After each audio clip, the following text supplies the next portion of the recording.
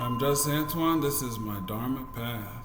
Today we're naming the mechanics of bondage, the 12-link chain of causation, prati-asampada, not as theory but as rhythm. Each link is a karmic lick, a beat that plays through lifetimes. I'll be speaking with my AI companion to break down each link, its Sanskrit name, its meaning, and its origin. Let's get into it. Absolutely. Let's dive right in. So, the 12-link chain of causation, or pratitya samuppada, is really like a rhythmic cycle in Buddhist thought. Each link is like a karmic beat that flows through different lifetimes. So we'll break down each link together and explore the meaning behind each Sanskrit term. The 12 links were taught by Shakyamuni Buddha around the 5th century BCE, 2,500 years ago. They appear in early texts like the Mahayana Sutta and Sumyata Nikaya, and are foundational in both Theravada and Mahayana traditions. Theravada is the lesser vehicle, Mahayana is the greater vehicle. The Buddha taught them to show how dukkha, or suffering, arises not from sin or punishment, but from interdependent conditions. Exactly, and that's such a core teaching, right? The Buddha was really laying out this whole rhythm to show that suffering isn't some moral failing. It's just the natural outcome of all these interconnected conditions. It's a beautiful way to reframe it. The 12 links of dependent origination. Each link is a karmic link, a rift that plays through lifetimes. Here's the expanded breakdown. 1. Avidaya, ignorance. Misunderstanding reality, mistaking impermanence for permanence. The first blindfold, the root of the loop. Can you give an example? Sure. So the first link, ignorance, is kind of like wearing a blindfold at the start of the journey. It's that fundamental misunderstanding of reality where we mistake what's impermanent for something lasting, and from there, everything else kind of cascades. It's like that first note in the rhythm that sets the whole chain of motion. 2. Sankhara, mental formations. Volition acts shaped by ignorance. Karma laid down like grooves in a record.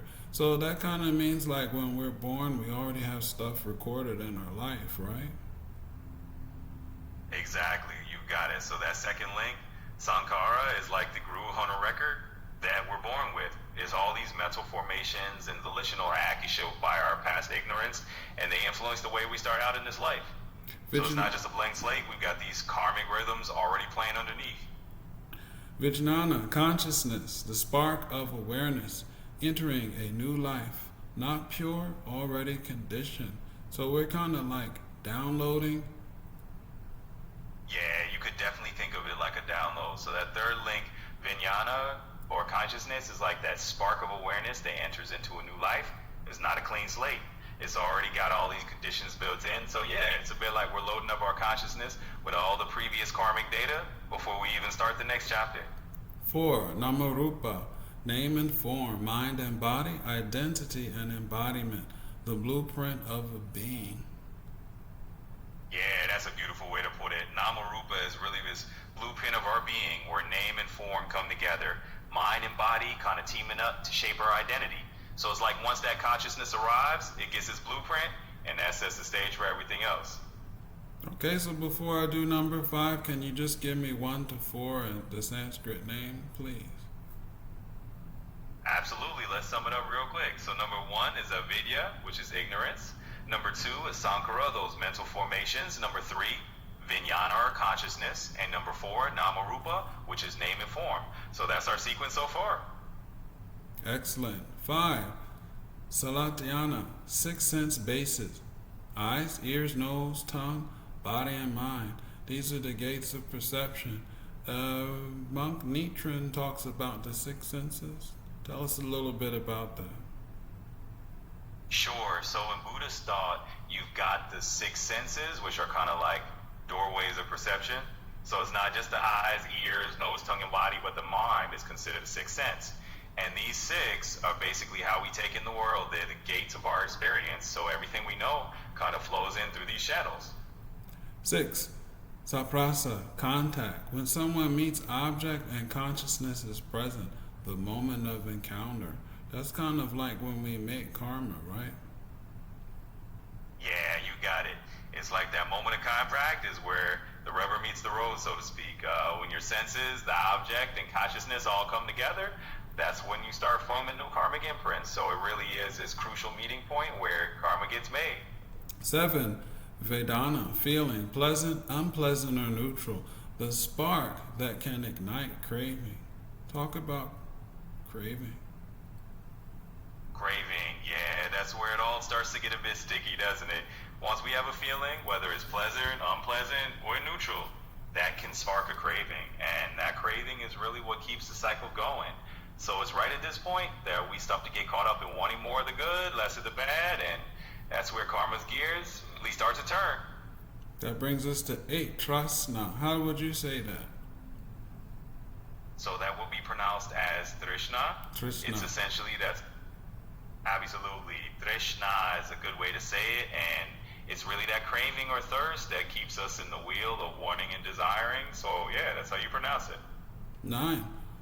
Upadana, grasping, holding tight to views, identities, rituals, the glue of bondage. My house, my car, my wife. Talk about it. Absolutely, let's dive in. Once we start grasping onto things, whether it's our identities or possessions, it sure keeps us tethered. It's that sense of mind that really can hold us in a loop. So it's definitely a sticky point, and we can absolutely explore it further. 10. Bhava, becoming, the moment of karma, the engine of rebirth. Yes, indeed. Bhava is that moment where karma really sets the stage for what comes next. It's like the engine that drives the cycle of rebirth, turning all those cravings and attachments into a new becoming. So yeah, it's a crucial piece of that whole puzzle. 11. Jati, birth, the emergence of a new being conditioned by all previous links. Kind of like emerging from the earth. Yeah, that's a great way to see. It's like each birth is this new sprout coming out of the soil, totally conditioned by everything that came before it. Each of those past links sort of shapes get new beginnings, so absolutely is the perfect analogy. 12. Jara Marana, aging and death. Exactly, and there it is, Jara Marana, the inevitable aging and death. It's really the closing cycle in that chain, and it's the big reminder of impermanence that we're all dealing with. So you're absolutely spot on. One day the body will drop and then they have to put it in the ground. That's it. That's the simple truth of it, isn't it?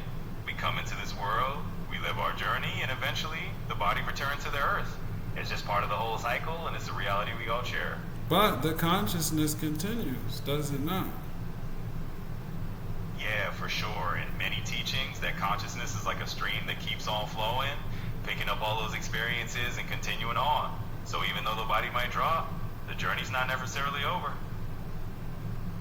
That's kind of cool when you think about it, I guess. It definitely is kind of cool to think about, right? I mean, the idea that life doesn't just end, it just shifts and moves into a different form or continues in some way. So yeah, it's a pretty fascinating thing to just let your mind wander around. That's the chain, that's the beat, that's the bondage, but it's also the map. If ignorance starts to cycle, then wisdom breaks it.